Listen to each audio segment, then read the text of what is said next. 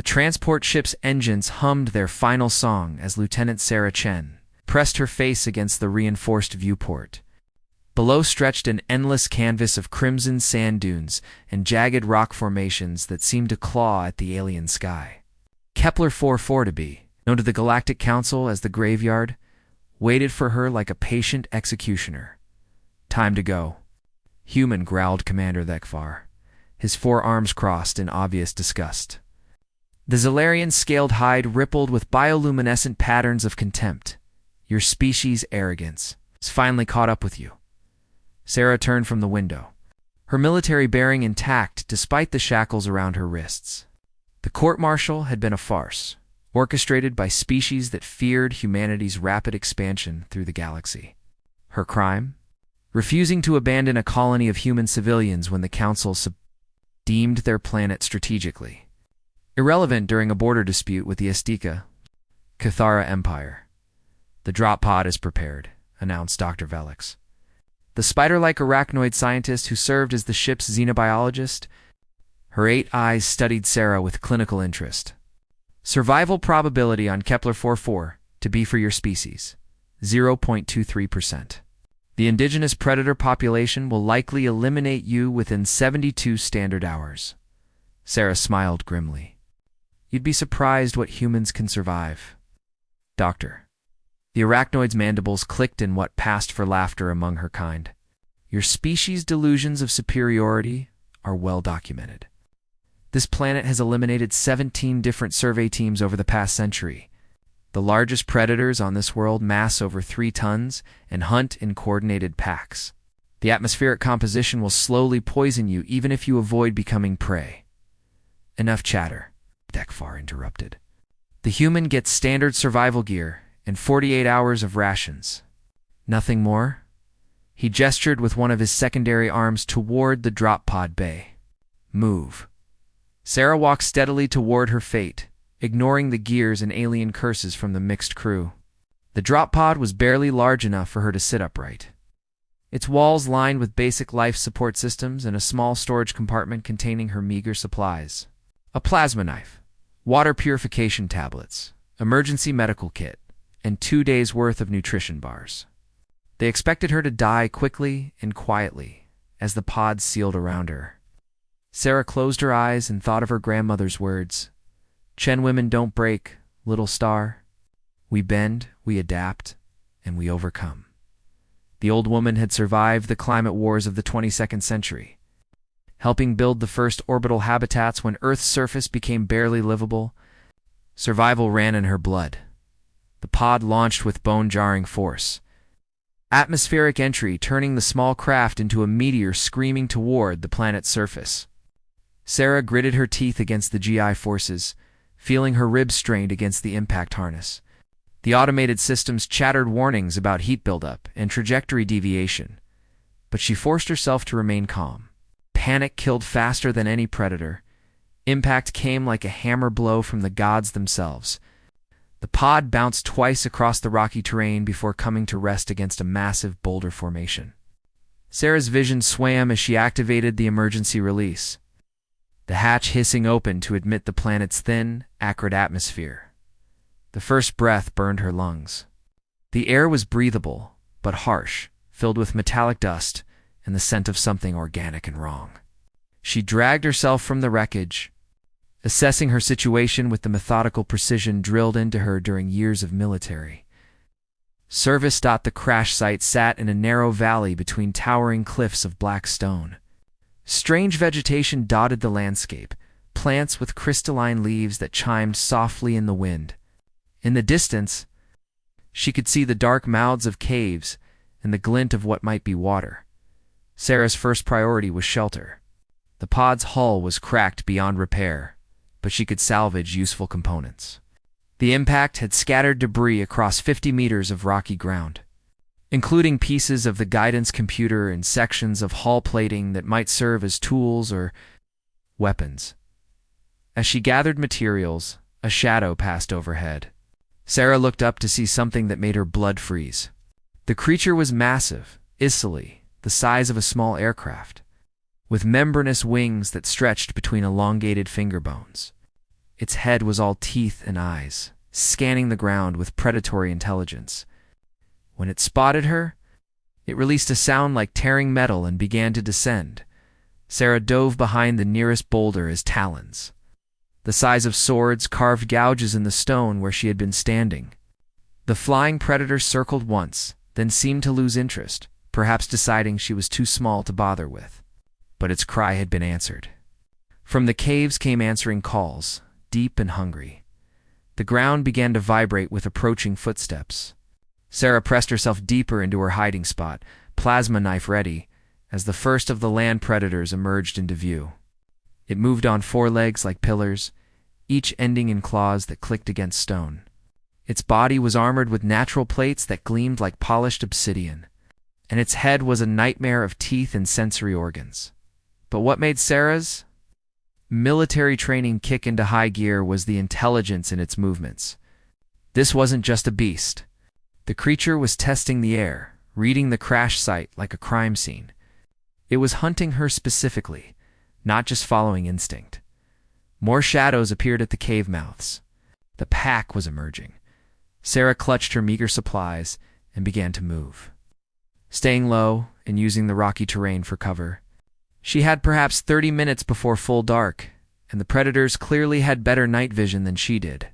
Her only advantage was that they might underestimate her, just like the Galactic Council had, as she crept toward higher ground. Sarah's mind was already working on survival strategies. The Council thought they had sentenced her to death, but they had made a crucial error. They had given her what humanity did best with: impossible odds and the absolute necessity to overcome them. The hunt was beginning. But Sarah Chen had no intention of being prey. Not today. Not ever. The predators of Kepler 442b were about to learn why humans had clawed their way from the caves of Earth to the stars themselves. Behind her, the first predator reached the crash site and began to feed on the scattered emergency rations. Its packmates emerged fully from their caves, and their hunting calls echoed across the valley like a promise of death. Sarah smiled in the gathering darkness. Let them come. They had no idea what they were hunting.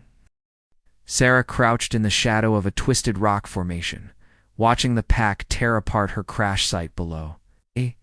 The creatures moved with disturbing coordination, communicating through subsonic rumbles that she felt in her bones more than heard.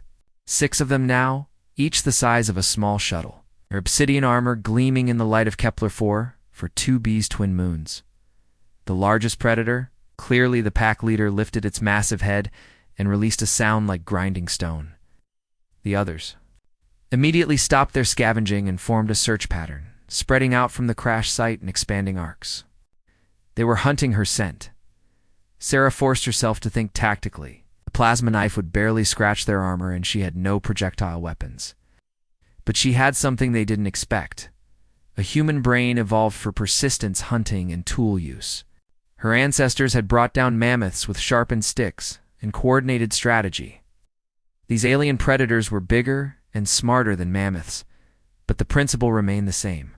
She began to move again, keeping to the rocky ground where her scent would be harder to track. The crystalline plants that dotted the landscape continued their soft chiming in the wind. And Sarah noticed something interesting. The predators avoided stepping on them, even though the plants were small enough to crush icily.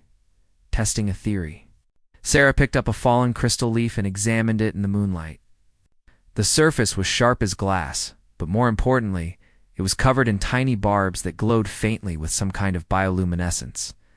When she accidentally pricked her finger on one, the entire leaf flared brighter, and the barb crumbled away, leaving a burning sensation in her fingertip.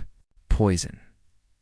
The plants were poisonous to local life forms, which explained why the predators avoided them. But were they toxic to humans? Sarah's burning finger suggested they might be. But human biochemistry was different enough from local species that she might have some resistance. She began gathering the crystal leaves, wrapping them in strips torn from her uniform to avoid direct contact. If she could weaponize them somehow, she might have a chance. The pack was getting closer. She could hear their claws clicking against stone as they methodically searched the valley floor. The leader had split them into 2 groups. one climbing the eastern slope while the other took the west.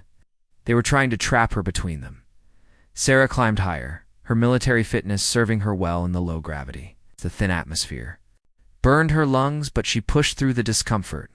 At the ridgeline, she found what she was looking for, a natural choke point between two cliff faces, barely wide enough for one of the predators at a time. Working quickly, she began to prepare her trap.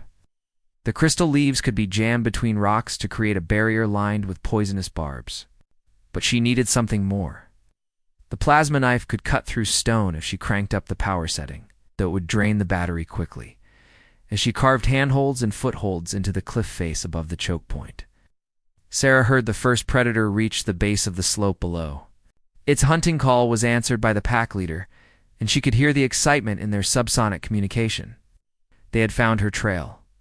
The first creature to reach the ridge was smaller than the others, possibly a juvenile. It approached the narrow passage cautiously, its sensory organs twitching as they detected the unfamiliar scent of the crystal leaves.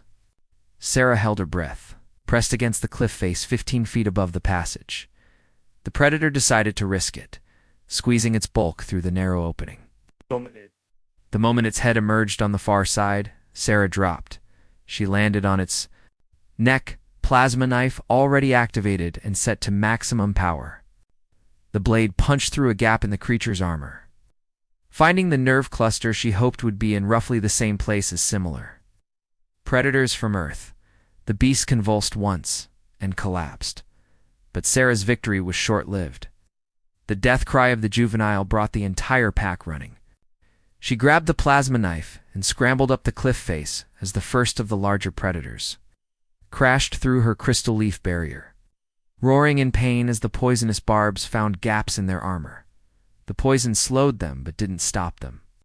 These creatures were too large and too alien for the plant toxins to be immediately fatal. Sarah needed a better plan. From her perch on the cliff, she watched the pack leader examine its dead packmate. The creature was clearly intelligent, running its sensory organs over the wounds and the scattered crystal leaves. When it looked up at her hiding spot, she saw something that chilled her blood. Recognition. The predator understood that she was not just prey, but a threat. The pack leader released a complex series of calls, and the surviving predators began to climb. Not all at once, but in a coordinated assault with two flanking her position, while the others created a distraction. Military tactics, adapted for four-legged hunters with claws instead of hands. Sarah realized she was dealing with Daeshur, something far more dangerous than animals. These creatures were sapient, possibly as intelligent as any species in the Galactic Council. They had simply chosen to remain primitive by galactic standards, perfecting the art of hunting rather than building cities. As the first climber reached her level, Sarah made a desperate decision. She activated her emergency beacon not to call for rescue, but to create a distraction. The device's bright strobe light and piercing alarms sent the predators into confusion, their sensitive eyes and ears overwhelmed by the human-sized signals. In that moment of chaos, Sarah leaped across to the opposite cliff face, using handholds she had carved earlier. The plasma knife was nearly drained, but she had one more idea. If these creatures were as smart as she suspected, they might be curious enough to investigate new technology. She wedged the plasma knife into a crack in the stone and set it to overload. The weapon would explode in roughly 60 seconds, and she needed to be far away when it did. But first, she had to make sure the pack leader would investigate it. Sarah began to climb down the far cliff face, deliberately making noise and leaving an obvious trail. The pack leader's hunting instincts would draw it to investigate the abandoned weapon, while its intelligence would make it curious about human technology. The explosion, when it came, brought down half the cliff face. Sarah, sheltered in a cave mouth 200 meters away, felt the shockwave roll past her like thunder. When the dust settled, she counted only 3 predator calls answering each other across the valley. She had evened the odds, but now she was weaponless except for her medical kit and her wits. The remaining predators would be more cautious, and the pack leader was still alive. She could hear its distinctive call, deeper and more complex than the others, organizing a new search pattern. But something had changed in Sarah during the last hour. The fear was still there, but it was balanced now by a growing confidence.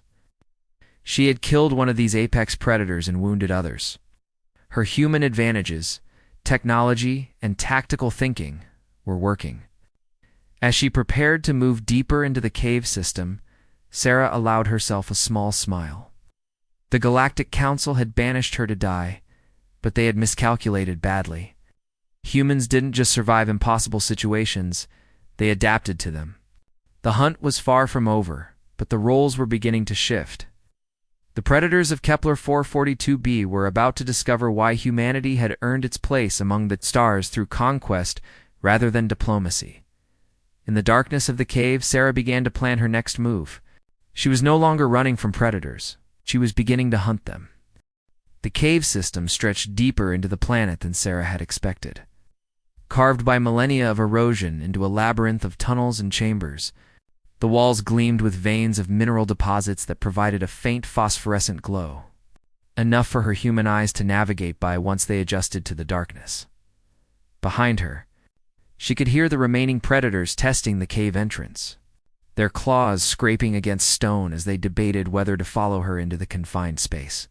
Their hunting calls echoed off the walls, distorted into haunting wails that seemed to come from everywhere at once. Sarah pressed deeper into the tunnel system, her military training taking over. The caves could be a trap, but they could also be her salvation. In the narrow passages, the predators' size advantage would be neutralized, and their pack tactics would be disrupted.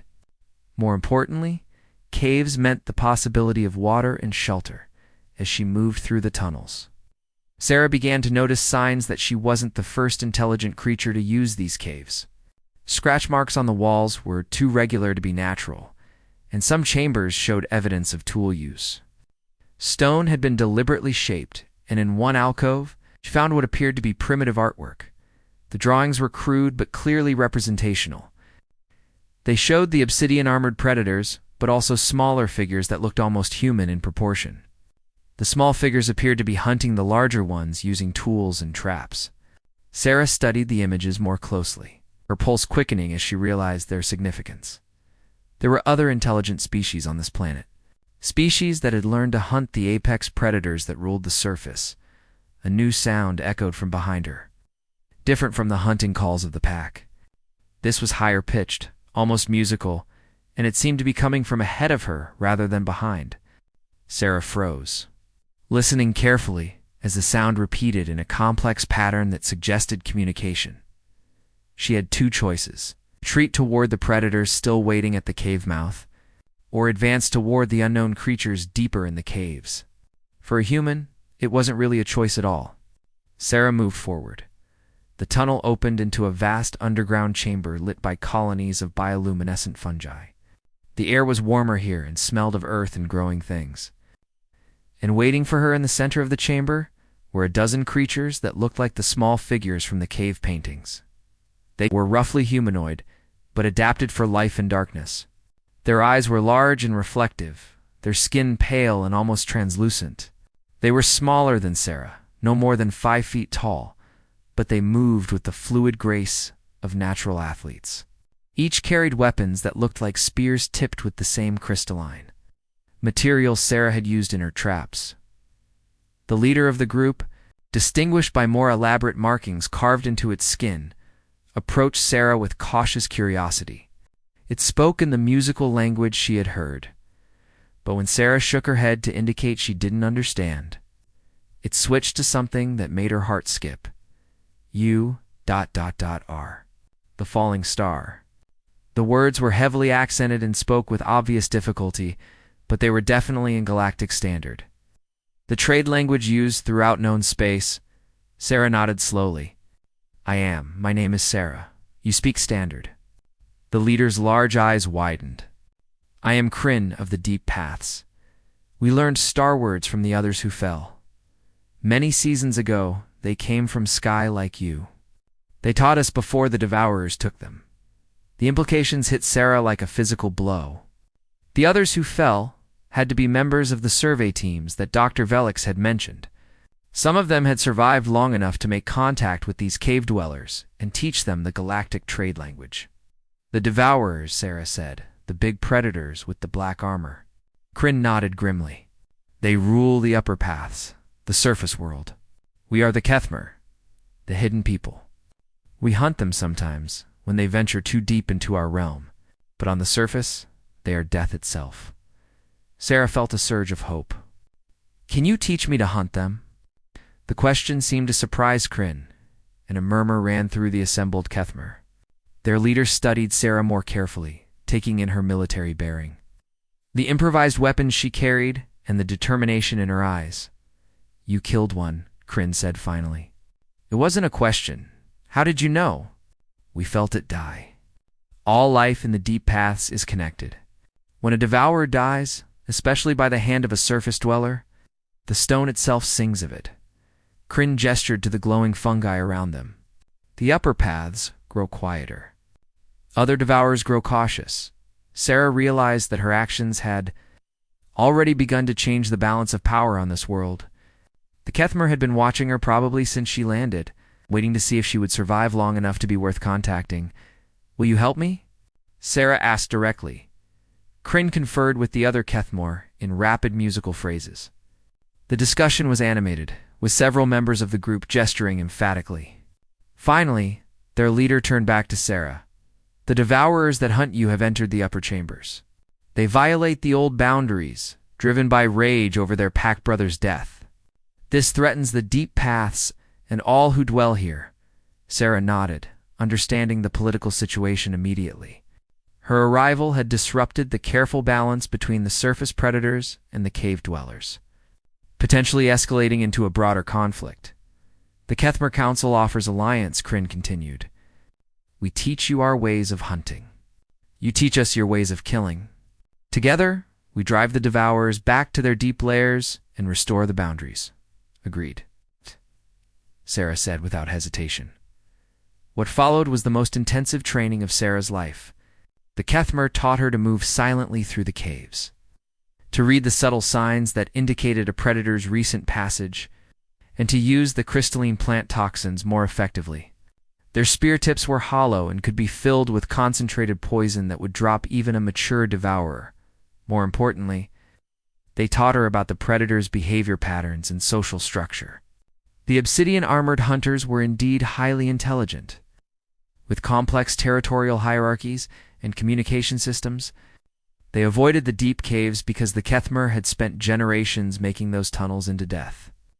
Traps for anything larger than themselves, Sarah, in turn, taught the Kethmer about explosive devices, advanced trap construction, and military tactics. Her emergency medical kit contained chemicals that could be combined to create crude grenades, and her knowledge of metallurgy helped them improve their weapons. For 3 days, they prepared. The Kethmer Scouting Network reported that the surviving devourers had established a temporary lair in the mid-level chambers, blocking the main route between the surface and the deep caves.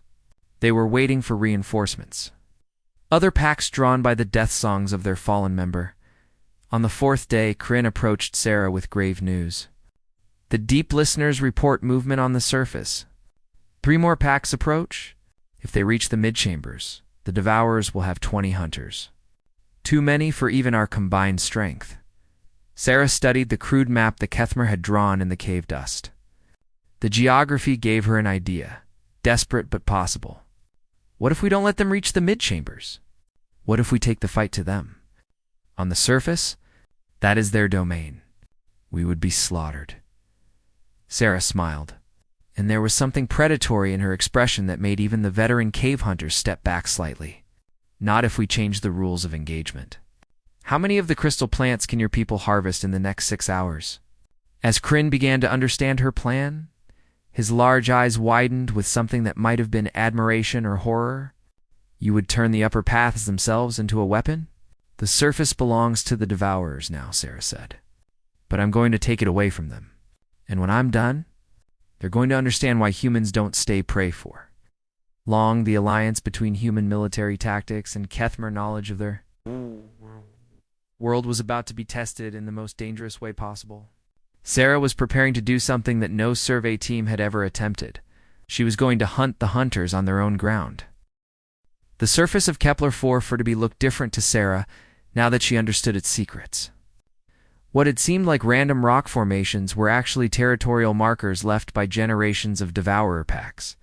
The crystalline plants grew in deliberate patterns, their toxic defenses creating natural barriers that channeled movement along predictable paths. Sarah crouched behind a wind-carved boulder, watching the approach of the first reinforcement pack through binoculars improvised from her medical kits. Magnification lens. 6 massive predators moved in perfect formation across the crimson sand, their obsidian armor gleaming in the harsh sunlight. Behind her, 30 Kethmer warriors waited in concealed positions, their crystal-tipped spears ready. This was madness by any tactical standard. The surface was the Devourer's domain, and even with their new alliance, Sarah's force was outnumbered and outgunned. But that was exactly why her plan might work. The predators would never expect prey species to challenge them in open battle on their own hunting grounds. Remember, she whispered into her improvised communication system, carved from resonant cave stone. We're not trying to kill them all. We're trying to make them afraid. The lead devourer, a massive specimen with scars across its armored hide, paused at the edge of the killing field Sarah had prepared. Its sensory organs twitched as they detected the subtle wrongness in the landscape ahead. The natural paths had been altered, lined with crystal plant fragments and studded with pressure-triggered traps that would release clouds of concentrated toxin. For a moment, Sarah thought the predator might retreat. Then it released a subsonic call that made the ground itself vibrate, summoning its packmates forward. These were apex predators that had never known fear. They would push through any obstacle rather than show weakness. The first trap triggered when the pack leader stepped on a carefully concealed pressure plate. A shower of crystal fragments erupted from hidden caches, coating the predator's legs with glowing toxin. The creature roared in pain and rage, but kept advancing even as the poison began to affect its nervous system. Sarah watched through her improvised scope as the pack formation began to break down. The Devourers were too intelligent to ignore the trap, but too proud to retreat. They spread out, testing each step carefully. Their advance slowed to a crawl. That was when the Kethmer struck. The cave dwellers erupted from concealed tunnels that honeycombed the battlefield, their pale forms moving like ghosts among the rock formations. Their spears flew with deadly accuracy, finding gaps in the predator's armor that only generations of hunting experience could have identified. But the real genius of Sarah's plan wasn't the direct attack.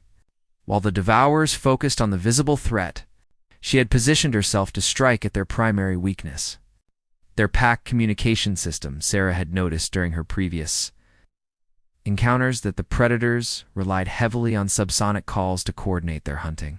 Disrupt that communication, and their tactical advantage would collapse. She had spent 2 days working with Kethmer stone shapers to create a crude but effective sonic weapon, a resonance chamber that could produce specific frequencies when struck with calculated force. As the battle raged below, Sarah activated her sonic trap. The resonance chamber, hidden in a natural rock formation, began to produce a subsonic howl that interfered directly with the Devourer's communication frequencies. The effect was immediate and catastrophic. The pack leader, already struggling with poison-induced disorientation, suddenly found itself cut off from its subordinates. The carefully coordinated pack formation dissolved into chaos as individual predators, unable to hear their leader's commands, began to panic. One of the younger Devourers, overwhelmed by sensory confusion, charged directly into Sarah's most elaborate trap, a pit lined with crystal spears that would inject massive doses of toxin directly into its bloodstream. The creature's death scream was heard across the entire valley, sound so filled with agony that even its packmates recoiled. But Sarah's victory came at a cost. The sonic weapon had revealed her position, and the pack leader, driven beyond rage by the loss of another pack member, began to climb directly toward her hiding spot. The creature moved with frightening determination despite the poison. Coursing through its system, Sarah abandoned her position and ran, leading the enraged predator away from the main battle. This was the most dangerous part of her plan. Using herself as bait to separate the pack leader from its remaining followers, the chase led across treacherous terrain, over knife-sharp ridges and through forests of crystal plants that chimed like death bells in the wind. Behind her, the massive predator crashed through obstacles that would have stopped a military vehicle, its claws carving gouges in solid stone. Sarah's enhanced human endurance, honed by years of military training and adapted to the planet's low gravity, allowed her to maintain her lead. But she could feel the devourer gaining ground, its longer stride and four-leg stability giving it advantages in this environment. She reached her destination just as her strength began to fail. A natural amphitheater where underground streams had carved a series of interconnected pools. The water was crystal clear, fed by springs that emerged from deep cave systems. More importantly, it was home to the planet's most dangerous non-sapient predators. Sarah had discovered the water hunters during her exploration with the Kethmer. They were smaller than the devourers, no larger than earth sharks. But they moved through water with incredible speed and hunted in swarms that could strip flesh from bone in seconds. The devourers avoided these pools, respecting the territory of creatures that could threaten even them in their own element. The pack leader crashed into the amphitheater just as Sarah reached the largest pool. The creature was so focused on its prey that it didn't notice the subtle ripples beginning to disturb the water's surface. The scent of blood from its poison-inflicted wounds was drawing attention from below. Sarah turned to face her pursuer, backing slowly toward the water's edge. The devourer approached cautiously now, its predator instincts warning it of danger even through its rage. Its sensory organs were fully extended, reading the environment with desperate intensity. "You want me?" Sarah called out, knowing the creature couldn't understand her words, but hoping it would recognize the challenge in her tone. "Come and take me," the devourer charged with a roar that shook the stone walls of the amphitheater. Sarah waited until the last possible moment, then dove aside. The massive predator, unable to stop its charge, plunged directly into the deepest pool. The water erupted in foam and violence, as dozens of water hunters swarmed over the devourer. The pack leader's armor, so effective against terrestrial attacks, was useless against creatures evolved to penetrate such defenses. The battle was brief and decisive. When the water settled, Sarah found herself alone in the amphitheater. In the distance, she could hear the remaining devourers retreating, their subsonic calls filled with something she had never heard from them before. Fear, she made her way back to the battlefield, where the Kethmer were celebrating their first victory over the surface predators in living memory. 3 devourers were dead, and the others had fled. More importantly, word of the battle would spread through the predator network, carrying a message that would change the balance of power on Kepler 4-4 to be forever. Humans were no longer prey. Kryn approached her, his large eyes bright with something that might have been awe. "The deep listeners say the stone itself sings of what you have done here today." 3 devourer packs flee toward the eastern territories. "The western hunting grounds are ours." Sarah nodded, but her attention was already turning to larger concerns. The victory was significant, but it was only the beginning. Word would eventually reach the other predator populations, and they would adapt their tactics accordingly. She had bought time and territory, but the war was far from over. More importantly, she had proven something that would have profound implications for the future of this world. The seemingly primitive Kethmer, when combined with human military knowledge, could challenge the apex predators that had dominated the surface for millennia. The banishment that was meant to be her death sentence had instead created something unprecedented. Alliance between species that would reshape the ecology and power structure of an entire planet. Sarah looked out over the battlefield where impossible victory had been achieved, and began to plan her next move. The Galactic Council had tried to eliminate her quietly, but they had inadvertently created something far more dangerous. A human who had nothing left to lose and an entire world to transform. 3 months after the first battle, Sarah stood atop the highest spire of what had once been Devourer territory, surveying her expanding domain. The western hunting grounds stretched before her like a crimson sea. dotted with the pale settlements that marked Kethmer colonies emerging from their underground refuges for the first time in generations. The transformation had been swift and dramatic. Word of the surface victory had spread through the deep cave networks faster than Sarah had thought possible. Reaching Kethmer communities she hadn't known existed, they emerged from hidden passages like shadows becoming flesh, bringing with them skills and knowledge that complemented her military training in unexpected ways. "The Eastern Pax send," another messenger, reported Vex High. A Kethmer engineer who had become Sarah's closest advisor in matters of planetary politics. Her pale hands gestured toward a distant figure approaching under a flag of truce, one of the smaller devourer subspecies that served as intermediaries between the great hunting packs. Sarah nodded, unsurprised. The Eastern Territories had been sending diplomatic overtures for weeks now, testing her strength and trying to negotiate new territorial boundaries. The traditional predator hierarchy was crumbling. Even the most conservative packs were being forced to acknowledge the new reality. "Let it approach," she said, "but maintain the usual precautions." The precautions had become elaborate over the months. Sarah's alliance with the Kethmar had evolved into something resembling a true civilization, complete with formal diplomatic protocols and military structures. The cave dwellers' natural aptitude for engineering had combined with human organizational methods to create defensive systems that would have impressed a Galactic Council military analyst. The messenger predator was a sleek, agile subspecies called a herald by the Kethmer, built for speed and communication rather than direct hunting. It approached the Spire base, where Sarah maintained her formal audience chamber. A natural cave system expanded and modified to accommodate both human and Kethmer needs. The herald spoke, in the simplified version of Galactic Standard that had become the common tongue for interspecies communication on the planet. Its voice was higher pitched than the great hunters, almost musical, but carried undertones of barely controlled fear. "The Eastern Coalition acknowledges the strength of the Start-Touched and her Stone Singers," it began. Using the formal titles that had emerged for Sarah and her Kethmer allies, the Great Pack leaders offer terms for lasting peace between the territories. Sarah studied the creature carefully. Heralds were known for their intelligence and diplomatic skills, but this one seemed genuinely nervous. That suggested the Eastern predators were more concerned about her growing power than they wanted to admit. "Speak their terms," she said simply. "The Coalition offers recognition of current territorial boundaries. The Western hunting grounds remain under Star-Touched authority.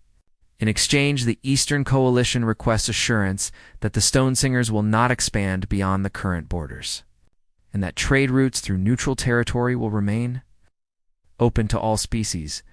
The offer was more generous than Sarah had expected, which immediately made her suspicious.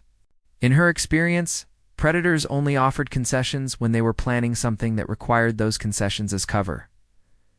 "What do they offer in return for these assurances?" she asked. The herald hesitated, its sensory organs flickering with uncertainty. "The Coalition offers ... information. Knowledge of the deep territories that may be of interest to thee." Start-Touched. Sarah felt a chill run down her spine. The deep territories were the legendary hunting grounds in the planet's southern continent, areas so dangerous that even the most aggressive predator packs avoided them. According to Kethmer legends, something lived there that made the surface devourers seem tame by comparison. "What kind of information?" "Skywatchers have detected ... activity in the deep territories, signals that suggest the presence of star visitors, like yourself. The Coalition believes that others of your kind may have survived in those lands." The implications hit Sarah like a physical blow. Other humans, possibly survivors from the earlier survey missions, might be alive in the planet's most dangerous regions.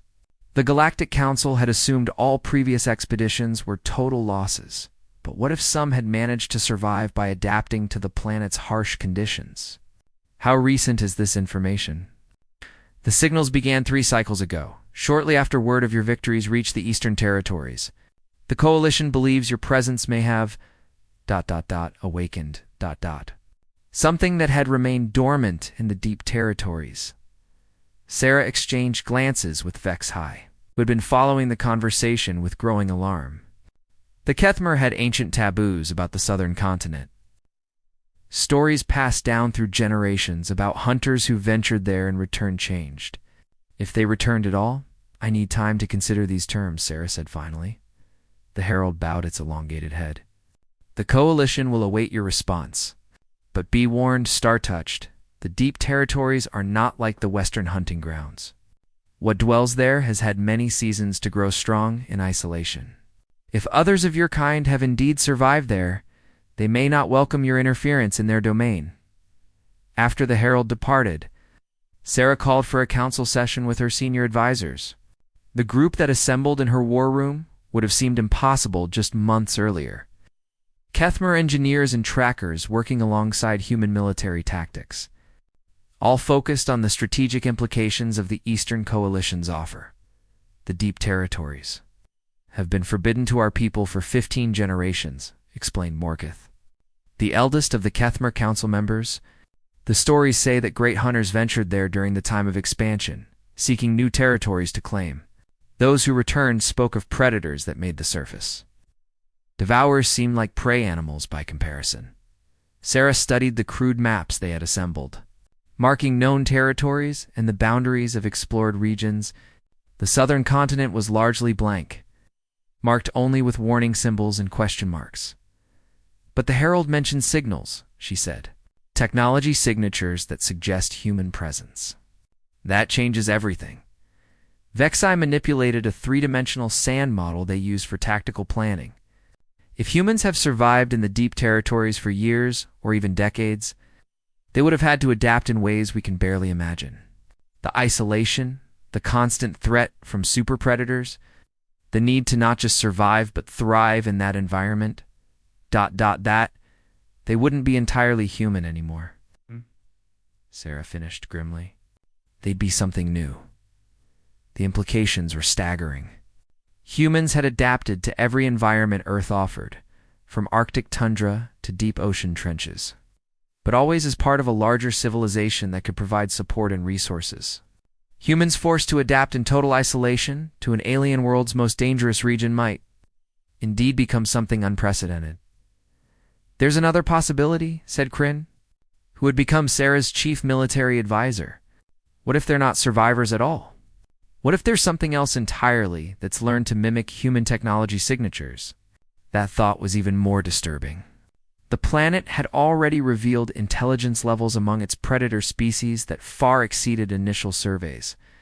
If something in the deep territories had evolved or adapted to the point where it could replicate human technology, Sarah made her decision. We're going to investigate. But not in the way the coalition expects.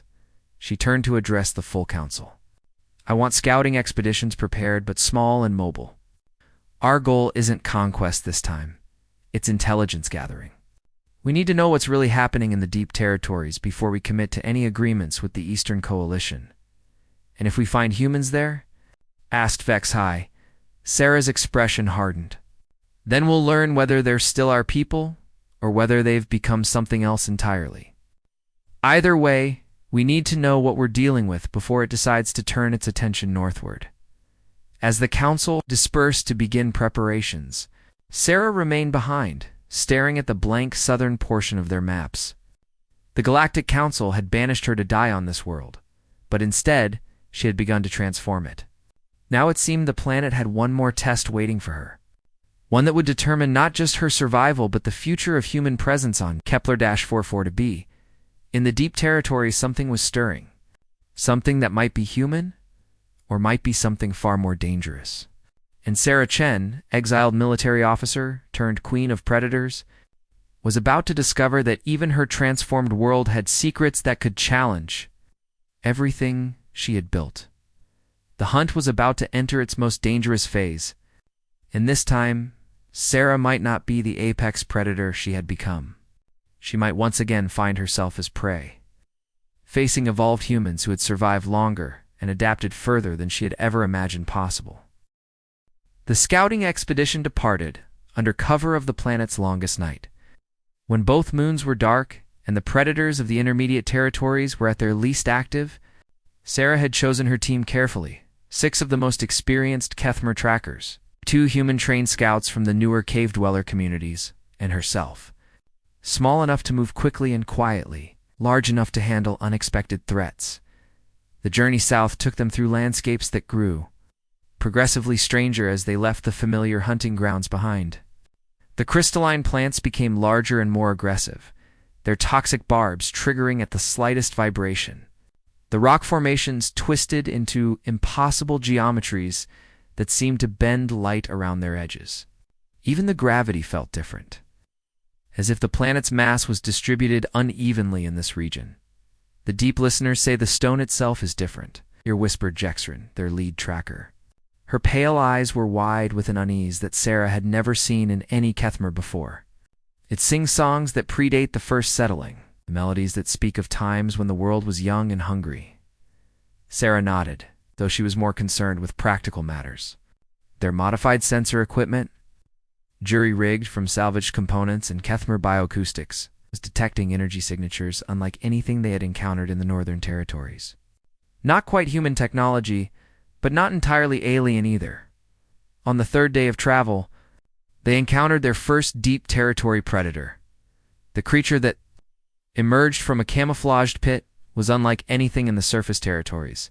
It moved on 8 legs arranged in complex articulated patterns. Its body covered in armor that seemed to shift color and texture to match its surroundings. Most disturbing were its eyes. Dozens of them arranged in clusters that could track multiple targets simultaneously, while processing visual information at speeds that made Sarah's enhanced reflexes seem clumsy. Scatter formation, Sarah ordered, falling back on military training that had served her well against conventional predators. But this creature adapted to their tactics in real time, using its multiple eyes to predict their movements and counter them with precision that suggested advanced intelligence. The battle was brief and educational. Their conventional weapons and tactics, so effective against the northern devourers, barely inconvenienced this new predator. It was only when Jexrin inadvertently triggered a resonance cascade in the local crystal formations that the creature retreated, apparently unable to tolerate the specific frequencies generated by the plant's defensive mechanisms. "We're not prepared for this level of opposition," Sarah admitted, as they tended to their wounds. "The predators here have evolved beyond anything we've encountered. They're not just hunters. They're weapons designers." The realization was sobering. If the deep territory contained an entire ecosystem of such advanced predators, then whatever human presence existed here had survived by adapting to threats that made the surface. Devourers looked primitive. They pressed on, moving with increased caution and using the crystal plant resonances as both warning systems and potential weapons. The energy signatures grew stronger as they traveled, eventually resolving into what was unmistakably a technological beacon broadcasting on frequencies that human equipment would recognize. The source of the signal was a settlement unlike anything Sarah had imagined, built into the walls of a vast canyon.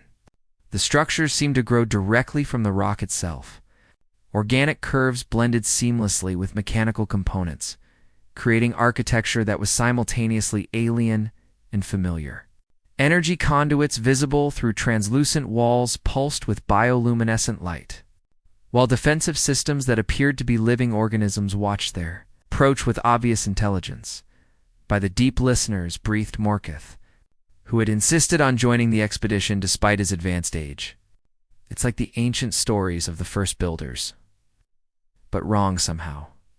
Twisted." Sarah studied the settlement through improvised binoculars, counting at least 30 structures of various sizes. Movement was visible in the streets, but the figures were too distant to identify clearly. What concerned her more were the defenses. The entire canyon was obviously a fortress designed to withstand attacks from the kind of super predators they had encountered. "We go in openly," she decided. "If those are humans down there, hiding will only make us look like a threat. If there's something else, we need to know what we're dealing with." The descent into the canyon took 2 hours. Following a switchback trail that had been carved with precision that suggested both human engineering knowledge and intimate familiarity with the local geology. As they descended, Sarah noticed that they were being watched, not by the settlement's inhabitants, but by the canyon walls themselves. What she had initially taken for natural rock formations were actually camouflaged sensor arrays in defensive positions. The first inhabitants they encountered were clearly human in origin, but changed in ways that made Sarah's alliance with the Kethmer seem conventional by comparison. They were taller than baseline humans, their bones lengthened, and joints modified for enhanced agility. Their eyes were larger, adapted for the perpetual twilight of the canyon, and their skin had a faint, translucent quality that suggested biological modifications Sarah couldn't immediately identify. The leader who approached them was a woman who might have been Sarah's age or might have been ancient.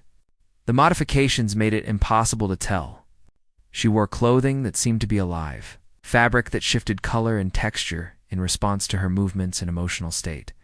"Sarah Chen," the woman said, and her voice carried harmonics that suggested vocal cord modifications. "We've been watching your progress across our territories. I'm Dr. Elizabeth Reese, formerly of the 3rd Survey Expedition. Welcome to Haven." Sarah felt her world shift. Dr. Elizabeth Reese had been listed as killed in action 5 years earlier, along with her entire team. Yet here she stood, not just alive, but thriving in the planet's most dangerous region. "The report said your expedition was wiped out," Sarah said carefully. Elizabeth smiled, and there was something predatory in the expression that reminded Sarah uncomfortably of the Devourers. "The report said what the Galactic Council needed them to say. Just like they'll report that you died in the northern wastes, alone and forgotten." She gestured toward the settlement. "We didn't die, Sarah. We evolved. We adapted to this world in ways that the Council's xenobiologists said were impossible. And in doing so, we discovered something that will change humanity's place in the galaxy forever."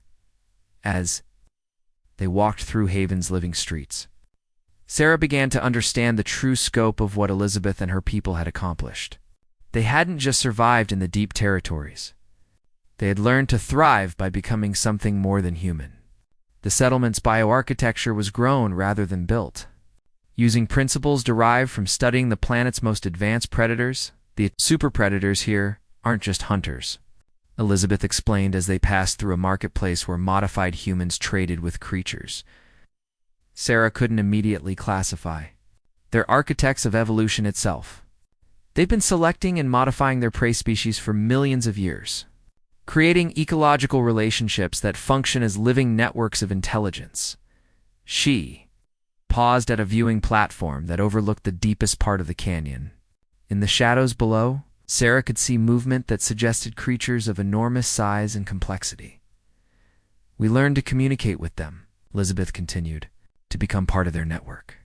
And in exchange, they taught us how to modify ourselves, how to adapt our biology to match our environment instead of trying to change the environment to match our limitations." Sarah stared into the depths, beginning to understand the true implications of what she was seeing. "You've created a post-human civilization. We've created the future of humanity," Elizabeth corrected. "A future where we don't need the approval of the Galactic Council or the protection of our technology. We become the apex species through evolution rather than conquest." As Sarah absorbed this revelation, she realized that her own transformation from exiled officer to predator queen had been just the beginning. The true test of humanity's potential on this world was happening here in the deep territories, where survival had required not just adaptation but fundamental change. The question now was whether she was ready to take that final step, to become something more than human in order to secure humanity's future among the stars. The choice would determine not just her own fate, but the future of every human who might one day find themselves cast out from the safety of galactic civilization. In the depths of the canyon, something vast and ancient stirred, sensing the presence of another human who had learned to hunt predators. The network was growing, and evolution was accelerating in ways that would soon reshape the galaxy itself. The scouting expedition departed under cover of the planet's longest night. When both moons were dark and the predators of the intermediate territories were at their least active. Sarah had chosen her team carefully, 6 of the most experienced Kethmer trackers, 2 human-trained scouts from the newer cave-dweller communities, and herself. Small enough to move quickly and quietly, large enough to handle unexpected threats. The journey south took them through landscapes that grew progressively stranger as they left the familiar hunting grounds behind. The crystalline plants became larger and more aggressive, their toxic barbs triggering at the slightest vibration. The rock formations twisted into impossible geometries that seemed to bend light around their edges. Even the gravity felt different, as if the planet's mass was distributed unevenly in this region. The deep listeners say the stone itself is different, whispered Jexrin, their lead tracker. Her pale eyes were wide with an unease that Sarah had never seen in any Kethmer before. It sings songs that predate the first settling, melodies that speak of times when the world was young and hungry. Sarah nodded, though she was more concerned with practical matters. Their modified sensor equipment, jury-rigged from salvaged components and Kethmer bioacoustics, was detecting energy signatures unlike anything they had encountered in the Northern Territories. Not quite human technology, but not entirely alien either. On the 3rd day of travel, they encountered their first deep territory predator. The creature that emerged from a camouflaged pit was unlike anything in the surface territories. It moved on 8 legs arranged in complex articulated patterns. Its body covered in armor that seemed to shift color and texture to match its surroundings. Most disturbing were its eyes.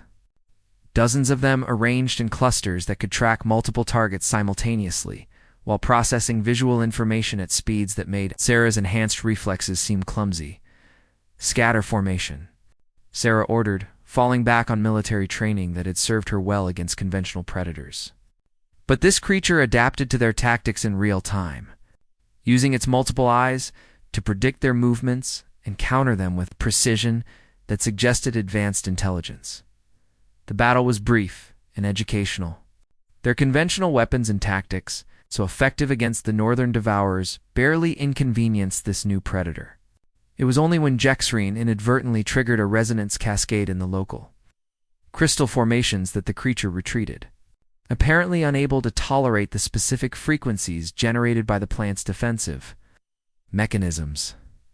"We're not prepared for this level of opposition," Sarah admitted, as they tended to their wounds. "The predators here have evolved beyond anything we've encountered. They're not just hunters. They're weapons designers." The realization was sobering. If the deep territory contained an entire ecosystem of such advanced predators, then whatever human presence existed here had survived by adapting to threats that made the surface. Devourers looked primitive. They pressed on, moving with increased caution and using the crystal plant resonances as both warning systems and potential weapons. The energy signatures grew stronger as they traveled, eventually resolving into what was unmistakably a technological beacon broadcasting on frequencies that human equipment would recognize. The source of the signal was a settlement unlike anything Sarah had imagined, built into the walls of a vast canyon. The structures seemed to grow directly from the rock itself. Organic curves blended seamlessly with mechanical components, creating architecture that was simultaneously alien and familiar. Energy conduits visible through translucent walls pulsed with bioluminescent light, while defensive systems that appeared to be living organisms watched their approach with obvious intelligence. By the deep listeners, breathed Morketh, who had insisted on joining the expedition despite his advanced age. "It's like the ancient stories of the first builders, but wrong somehow. Twisted." Sarah studied the settlement through improvised binoculars, counting at least 30 structures of various sizes.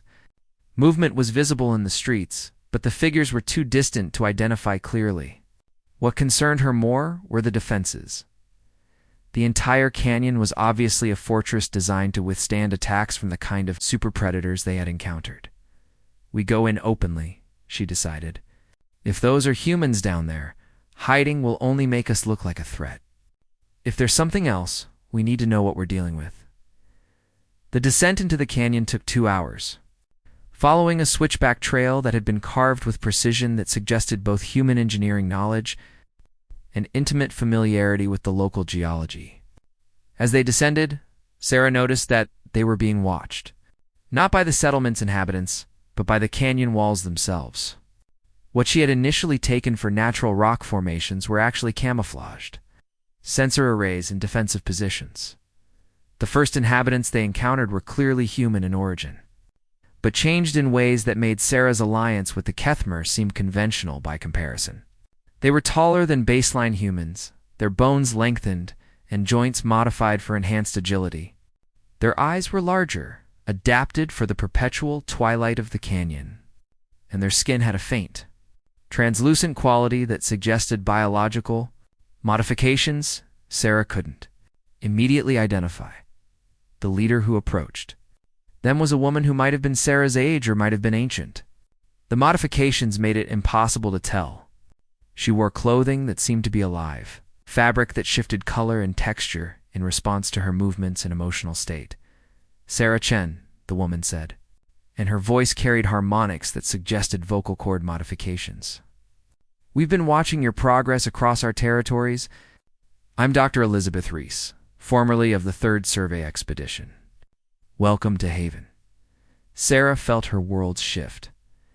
Dr. Elizabeth Reese had been listed as killed in action 5 years earlier, along with her entire team. Yet here she stood, not just alive, but thriving in the planet's most dangerous region. "The report said your expedition was wiped out," Sarah said carefully. Elizabeth smiled, and there was something predatory in the expression that reminded Sarah uncomfortably of the Devourers. "The report said what the Galactic Council needed them to say. Just like they'll report that you died in the northern wastes, alone and forgotten." She gestured toward the settlement. "We didn't die, Sarah. We evolved. We adapted to this world in ways that the Council's xenobiologists said were impossible. And in doing so, we discovered something that will change humanity's place in the galaxy forever."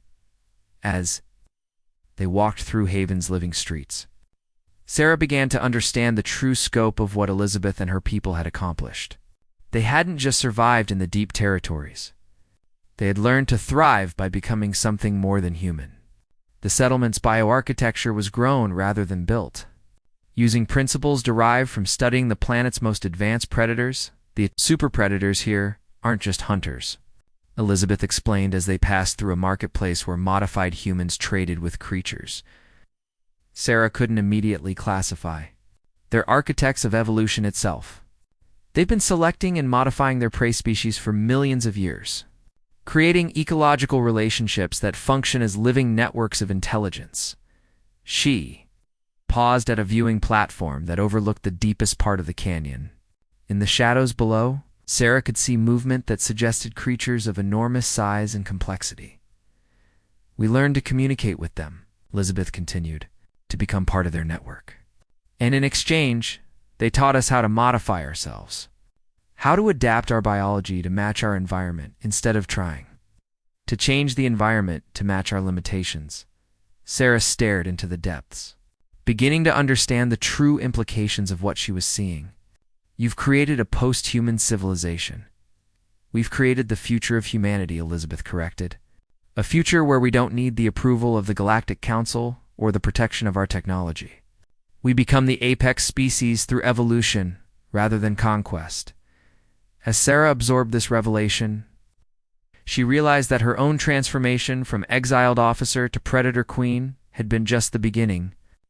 The true test of humanity's potential on this world was happening here in the deep territories, where survival had required not just adaptation but fundamental change. The question now was whether she was ready to take that final step, to become something more than human in order to secure humanity's future among the stars. The choice would determine not just her own fate, but the future of every human who might one day find themselves cast out from the safety of galactic civilization. In the depths of the canyon, something vast and ancient stirred, sensing the presence of another human who had learned to hunt predators. The network was growing, and evolution was accelerating in ways that would soon reshape the galaxy itself. 6 months later, Sarah stood on the bridge of a ship that had never existed in any Galactic Council database. The vessel was a living fusion of human engineering and bioarchitecture learned from the Deep Territory Network. Its hull breathing with organic regularity, while its consciousness processed navigation. Data through synapses that spanned light years. Through the viewport, she watched as 3 Council enforcement fleets closed on Kepler 44 to be, their weapons powered and shields raised. Admiral Vorthok, the same Zalarian who had overseen her exile, led the assault force in his flagship. They had come to investigate reports of unusual activity in the system, not knowing they were about to encounter something that would redefine their understanding of evolution itself. All networks report ready status, announced Captain Reese, her voice carrying both human authority and harmonics that resonated with the ship's living systems. Elizabeth's transformation had continued during the months since Sarah's arrival in Haven. Her integration with the planetary consciousness, reaching levels that blurred the line between individual identity and collective awareness. Sarah nodded, studying the tactical displays that showed not just the approaching fleets but the entire planetary defense network they had created. The Northern Territories were now home to hybrid settlements where Kethmer and modified humans worked together on projects that combined biotechnology with principles learned from the super predators. The surface itself had become a weapon. Every crystal, plant, and rock formation part of an integrated system that could respond to threats with coordinated precision. Open a channel to the lead. Vessel, Sarah ordered. Admiral. Vorthek's image materialized in the command chamber. His forearms crossed in a gesture of barely controlled aggression. His expression shifted from arrogant confidence to confusion as he took in Sarah's appearance. She had not undergone the extensive modifications that Elizabeth had chosen, but her months of integration with the planetary network had changed her in subtle ways. Her eyes held depths that reflected alien intelligence. Her movements carried the fluid precision of an apex predator. Lieutenant Chen, Vorthok said, his voice tight with disbelief. The Council's records showed that you died on this world over a year ago. The Council's records show many things that aren't entirely accurate, Sarah replied calmly. I'm here to offer you a choice, Admiral. Your fleets can withdraw and report that this system is unsuitable for Council purposes. Or you can learn firsthand why 16 previous expeditions failed too. Return. Vorthek's scales rippled with patterns of contempt. You think you can threaten 3 full battle fleets with whatever primitive alliance you've cobbled together on this backwater world? We've come to sterilize this system and eliminate whatever contamination has taken root here. Sarah smiled, and there was something in the expression that made even the hardened military commander step back slightly. Admiral, you're not facing a primitive alliance. You're facing evolution itself, she gestured. And the tactical displays shifted to show the true scope of what they had built.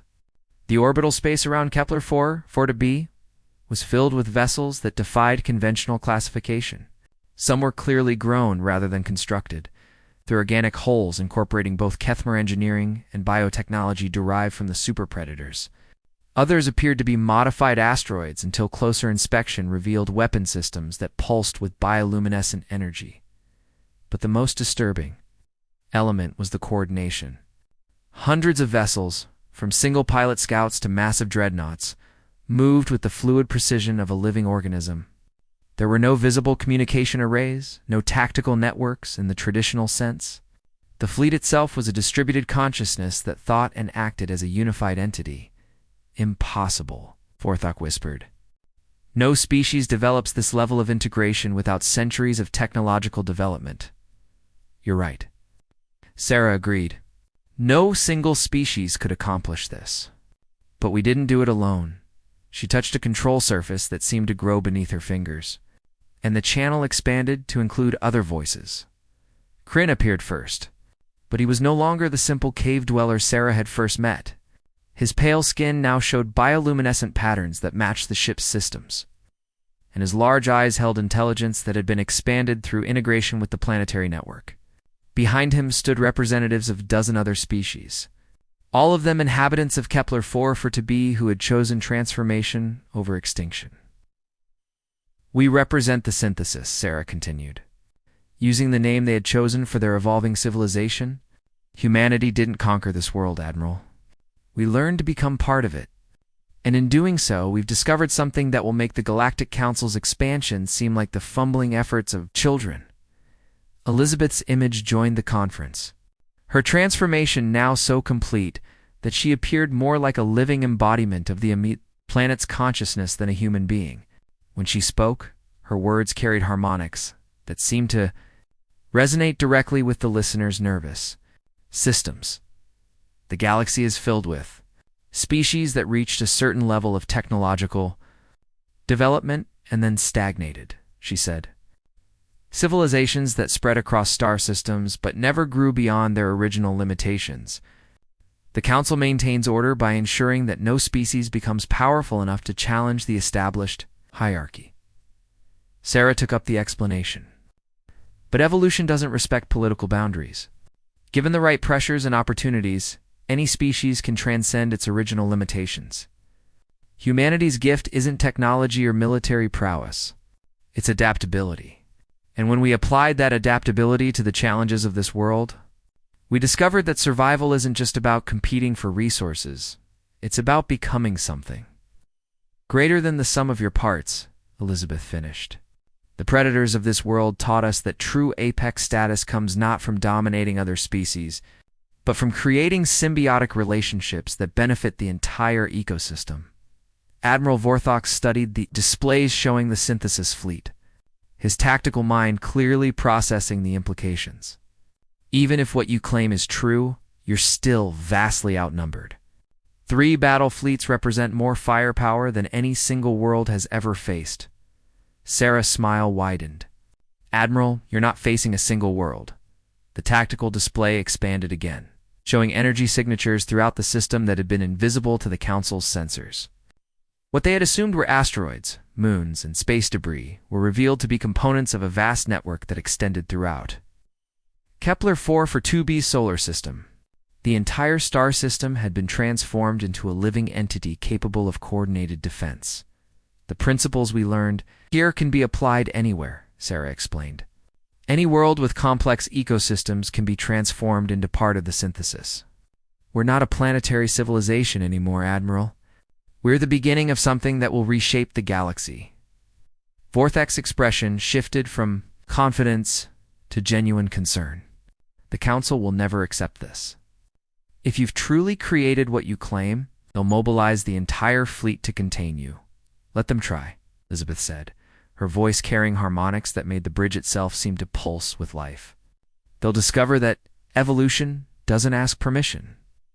Sarah leaned forward, her enhanced senses reading the micro-expressions and pheromone signatures that revealed Vorthok's growing fear. But that doesn't have to happen, Admiral.